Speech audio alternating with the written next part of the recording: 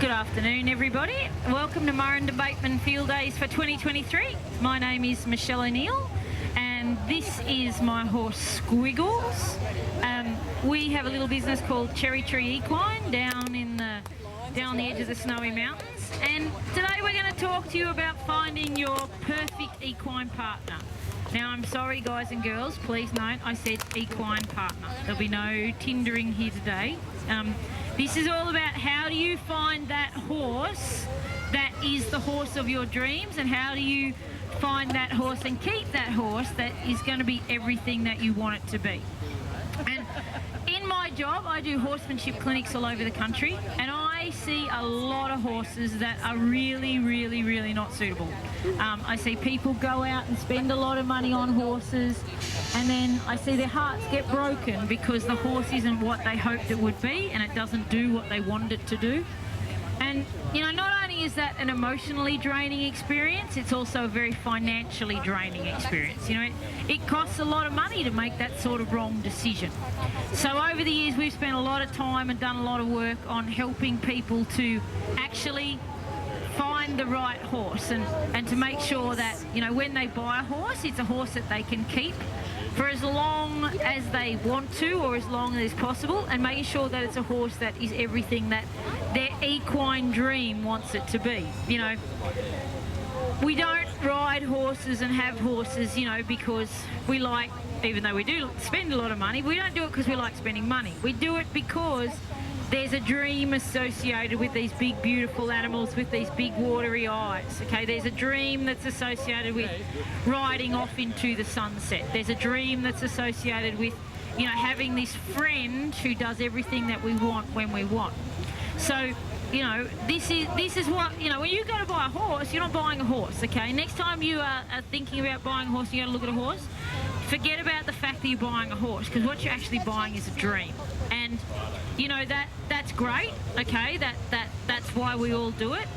But what then tends to happen is, because we are buying into a dream, sometimes what we do is we actually let our emotions get in the way of our practicality.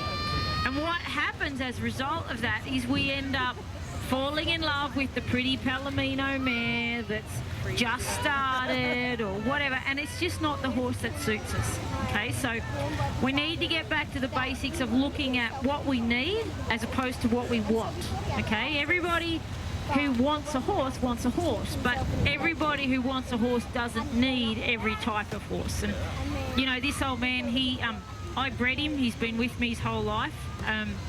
You know, and you know, I can sit out here on him now, and I can do this demo, and I can muck around, and he'll do, yes, I am talking about you, he'll do everything I ask, okay? But I'll guarantee you none of you would want to sit on him. I had a good friend of mine get on him just recently, and she's a very competent horsewoman, and she's also an excellent equine body worker. And she got on, and the instant she got on, I could see the fear in her eyes, okay? Because he's not a horse that you ever take lightly. So, you know, this is the thing. The horse that you see in front of you, that just because you see it in front of you and it looks pretty and looks quiet, that doesn't mean it's going to be that horse for you. So, you know, if you're going to look for a horse, what are you going to look for? Okay, well, it's going to depend what you want. And what I tell people to do is, I tell people to go and to write a list. Into a list of everything that they want in a horse, okay? And I personally don't care if on that list you say you want a pink with polka dots. Okay, if that's what you want, that's what you want, and that's fine, okay? So you work out exactly what it is you want, and then you take that list and you put it away. Okay, you forget about it for a day or two, and then you get it back out. And you go through that list again, and you work out what you missed and what didn't need to be there, and you refine your list. Then you put it away again for a couple of days. And then you get your list back out again, and this time when you get it out, you prioritise what it is that you want in a horse. So you start at the most important. And if you are me, who competes a lot, you know, this is my good open horse, okay? He makes his living competing. if you want a horse that you can go out and win in open competition, well, you know what? You put that at the top of your list. Now, of course, when you do that, what that means is putting something like that at the top of your list means that there's certain things that you also have to be on your list. So if you want to go and at an open level competition, to be sound, okay? Your horse has to be super, super sound. Now, this old fella, he's got a few issues, and, you know, like I said, I bred him. I've had him his whole life, so, you know what? I know to work with that. But, you know, if you was on the market, if he was on the market buying him, you go, well, gee, he's no good to me as an open horse because there's underlying soundness issues there. And, you know, but that said, if all you want to do is go trail riding on a Sunday with your best mates, soundness can be forgotten. So in your list, you keep refining what it is you want. You keep refining exactly what are the most important things, okay? So then once you've got that going, then you actually work out where you might be able to look for a horse to get those what you need, okay? You actually start looking in the places. And let's be honest, like, most horses, they're advertised, okay? Like, if you at all follow anything that we do and you follow the work that I do, you know, if we have a horse that's for sale, I don't even write, 9 times out of 10, I don't even write that it's for sale and it's already sold. Okay, we sold 2 horses. I had a knee operation in April, and I had 2 horses that had to be sold before that knee op.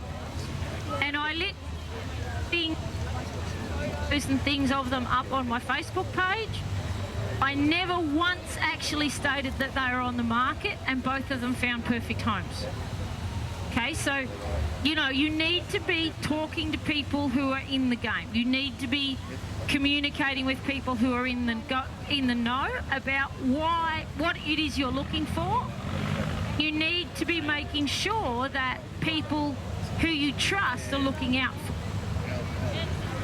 I had an incident recently where some people from Victoria were looking for a horse, and there was a horse here locally for sale, and they actually asked if they could pay me, okay, because they wanted a professional opinion on whether or not that horse would be suitable. So, you know, you can have good friends who look out for you, or you can pay people to look out for you. It doesn't matter. I will say I'll add one little caveat to all of that. If you are going to use a friend to help you buy a horse, make sure it's not your local horse collector. You know, because of course what can happen quite easily is people will go to buy a horse like with you, they'll go to help you, but they personally can't afford the horse, that they don't have the money or the means or the space actually up in horse. So what you have to be careful of is someone who is basically enabling you so that they feel better.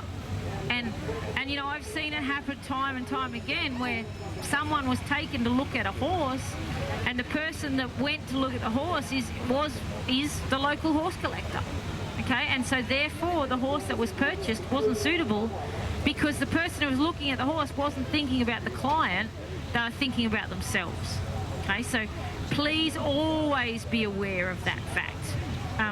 You know, make sure that horse is, the person you take is not the person who's going to look past stuff. And that's where people like me who are old and cynical are kind of handy, because you know what, I've bought, I've sold thousands of horses in my life, okay? And so I look at a horse and go, it's a horse, and this is its pros and these are its cons.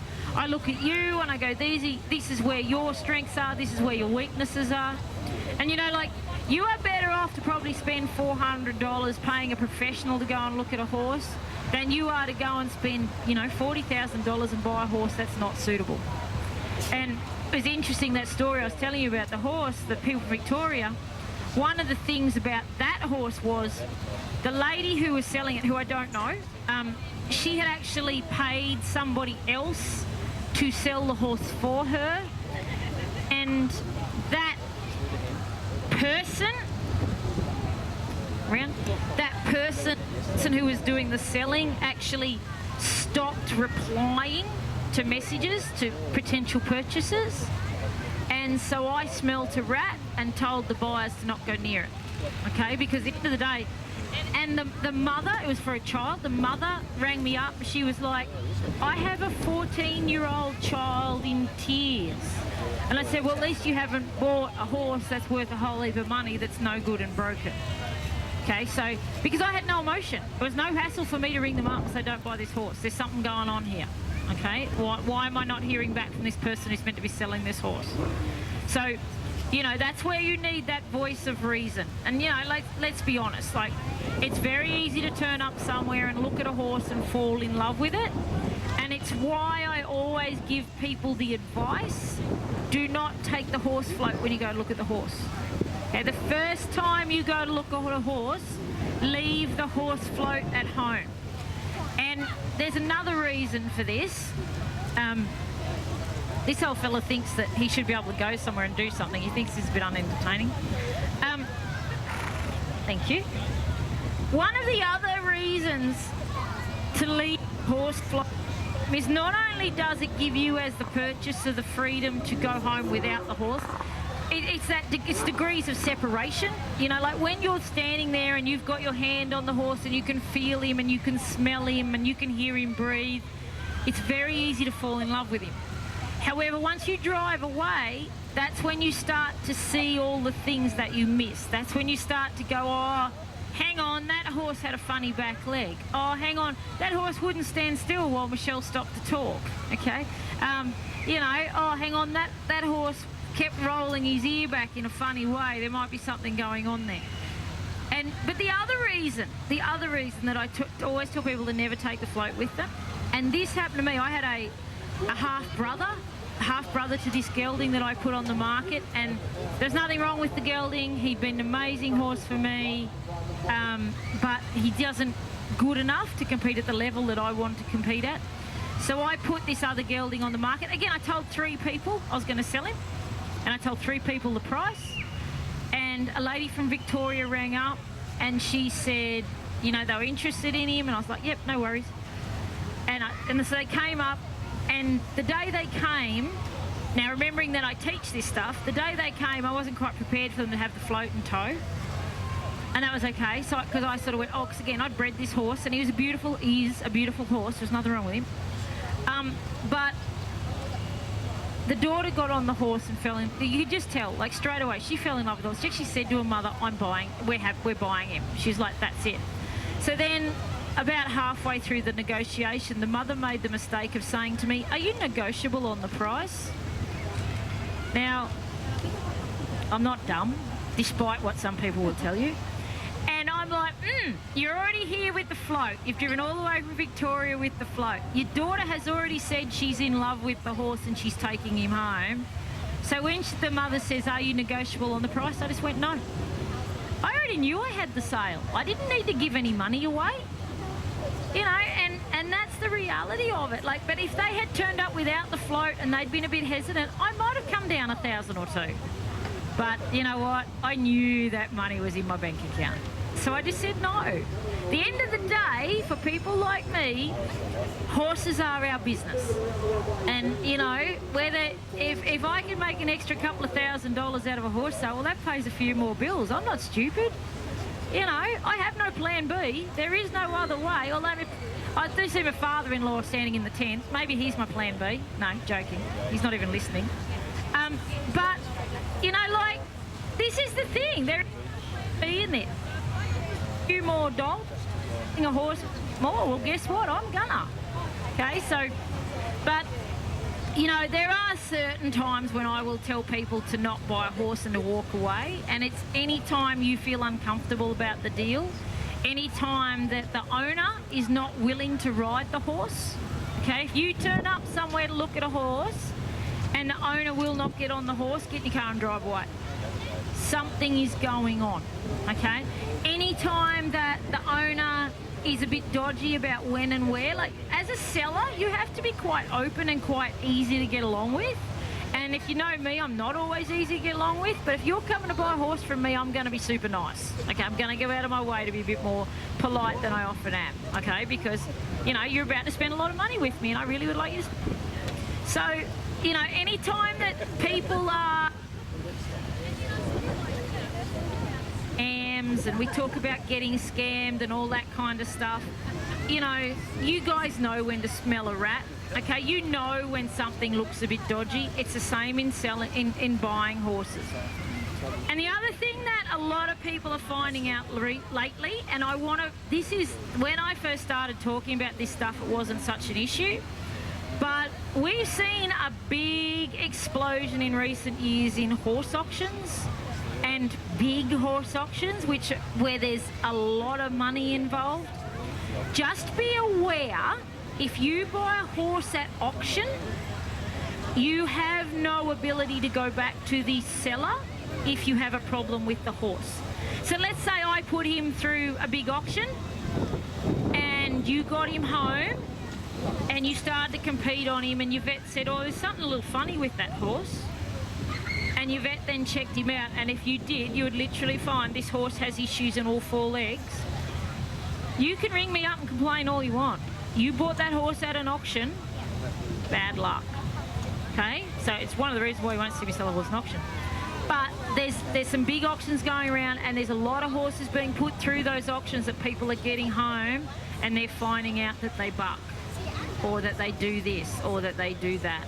So whilst I'm all for the big auction programs and the fact that they're putting a lot of money back into the industry, you as a purchaser need to be very, very aware of what you're buying, okay? And you know, but if you buy a horse privately off someone, okay, if you were to buy him off me privately, 3 months down the track, you find out he has a lameness issue, then you can come back. But there is also a time limit, okay? Like if you come back to me after 6 months, it's probably bad luck. And there's rules on all of that, okay? So, but please be aware of that. So you know what are you going to look at? You go to buy a horse, okay? You go to buy this horse, you turn up, what are you going to do? Well, the first thing I'm going to say to you is make sure you're early. Because if they've given that horse anything, it takes longer, and you're there early, okay, you might just dodge a bullet. The other thing I would add to that is someone who has sold a lot of horses in her life, mostly for other people. Something I would say about turning up early is that when you turn up to my house and you're an hour and a half late, which happens way more than I wish to tell you about, do not expect me to be in a good mood, do not expect me to be negotiable on price, and do not expect me to go out of my way for you, okay? So, you know, it's politeness, it's basic manners, and the problem is, as we know, you know, there's a problem with that, there's not enough of it. So make sure you are preferably early, just so you can make sure nothing's going on. You know, if you turn up early and the horse has been lunged for 2 hours before you get there, well then again, you know, it's probably a horse you'll leave behind. But when you get on a horse, okay, let's say you turn up, you get on a horse for the first time, okay, and you need to test what's going on with that horse. So if I ride him around and the first thing and some of you are going to die when I say this, the first thing I'm going to do when I get on a horse is I'm going to ride off on a loose rein.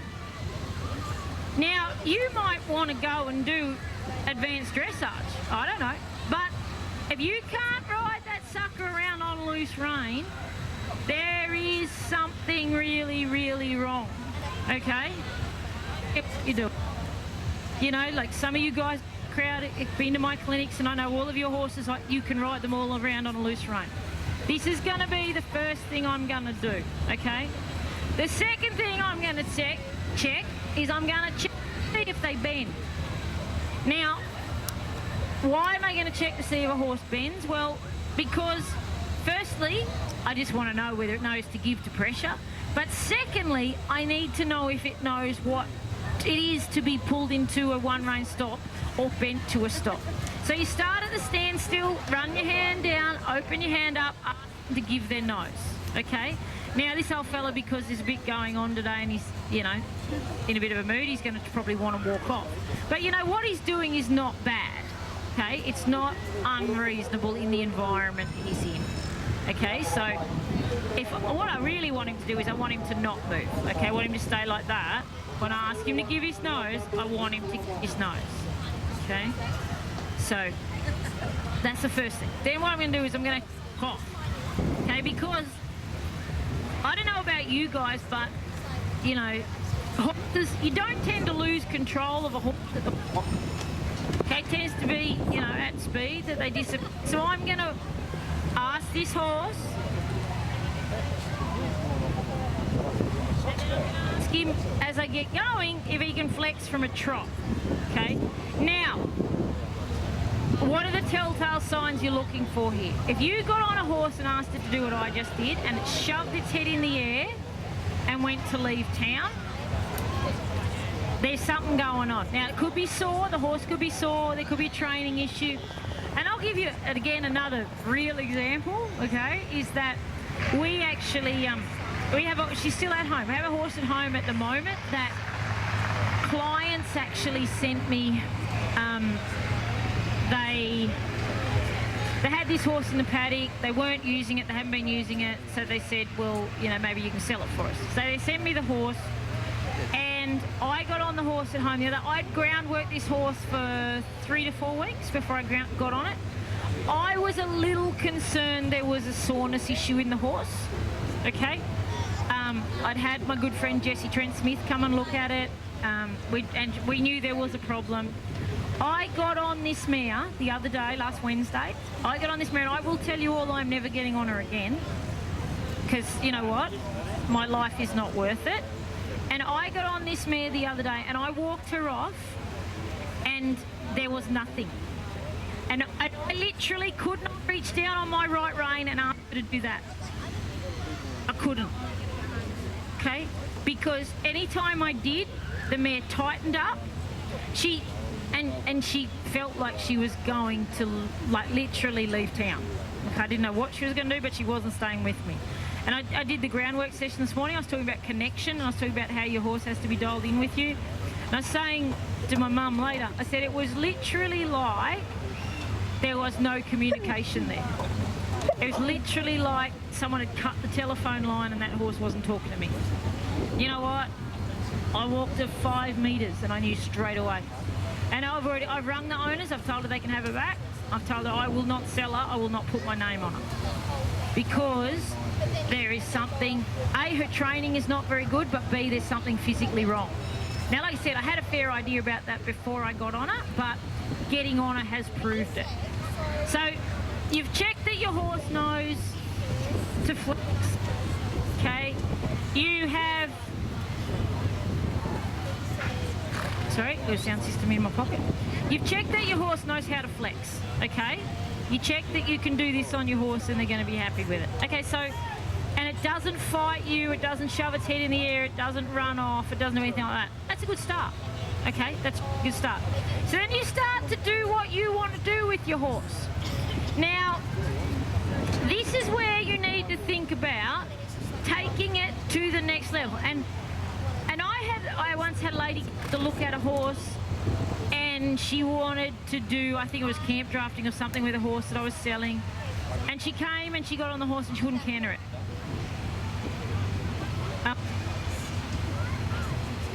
No.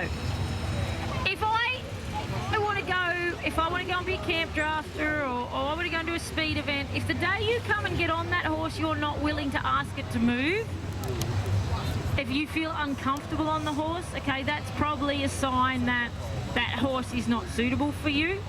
But you know, let's say you just want a nice riding horse, let's say you just want a nice trail riding horse. Well, I'd take the thing out in the trail, sit in an arena. Okay, if you want a trail riding horse, there's no point being in here, okay? If you want a trail riding horse, go for a ride out on the trail, even if it means you have to come back multiple days. Okay, if you want to do dresser, sure, you can sit on the thing and you your inside leg on and pick it up and push it into the outside rein, the horse knows to take the outside rein contact. Okay, if you want a horse that is going to cut a cow, make sure it knows how to move its shoulders. Okay, if it can't do basics like this and move its shoulders, it is never going to be able to block a cow. So you must have an idea of what it is that you're actually looking for and what it is you expect your horse to do. You know, if you want a reining horse, its head on upside down, it's probably not a great reiner. You know, if you open up the inside and it can't step across, okay, it's not going to make a reiner. Funnily enough, this horse is none of those things I've just told you about, okay? But you can actually see how he has the basic education to do any one of those things at a local. And this is the other thing. You have to understand what your level is, okay? Not everybody is like me who basically manages her whole life around her horses, okay? If you have a full-time career and you have a family and you have a mortgage to pay and you have all these other things going on, you probably don't want a horse that you're going to have to ride every single day, okay? You probably need a horse that's a little older, more sensible. And the other thing is, and I'm going through this with a client at the moment, we've got a client who, again, same thing, family, full-time, lovely, lovely lady, but hard worker, very successful, and she's looking at 4-year-old stock horses that have been trained for some of the futurities and all that really high-level stuff. It's never going to work, okay? So, and even her daughter is saying to me, this is not what mum needs. Mum needs something that's quiet. I'm like, yes, I know this, okay? You know, listen. Okay, so if you want to buy a horse to do demos on, I probably wouldn't buy this one. It doesn't like standing still much. But, you know, this is the thing. You have to know where you want to go. Okay, if you want to go to Grand Prix in dressage, okay, you want to go to the absolute top, there's no good buying a quarter horse. Okay, if you want to go to the top of the camp drafting world, there's no use buying a warm blood. You want to go to the lower levels, buy whatever you damn well like. Doesn't matter. But if you want to go to the top, you make sure you know that you have the time, the money, and are willing to invest in learning to get there, and then you go and buy that horse that is bred or trained for that discipline. Okay, I have people ask me all the time, what sort of horses, what breed of horses do I ride? And I for me, like, what do I compete on? I only compete on quarter horses. Because in my game, it is only a quarter horse that compete and win the level that I need to. So, you know, I will not have, I've got a stock horse mare with me today. You will never see me compete on her. Because she will never have a hope in hell of going where I wanted to go. So, look, that's just a few little tips and things and hints and stuff that you should look for. You know, guys, please come and visit us at the tent if you've got any questions. You know, we've got I've got years and years and years of knowledge, mostly through making a lot of mistakes in how to find that horse that you really want. And we're pretty good at, I would honestly tell you that the horsemanship I would do, 50% of what I see at the horsemanship clinics, I would personally not consider the most suitable match for people. So, you know, I'm watching this stuff all the time. So, but enjoy the rest of your field days, and we shall see you back at the tent and have a chat to you after.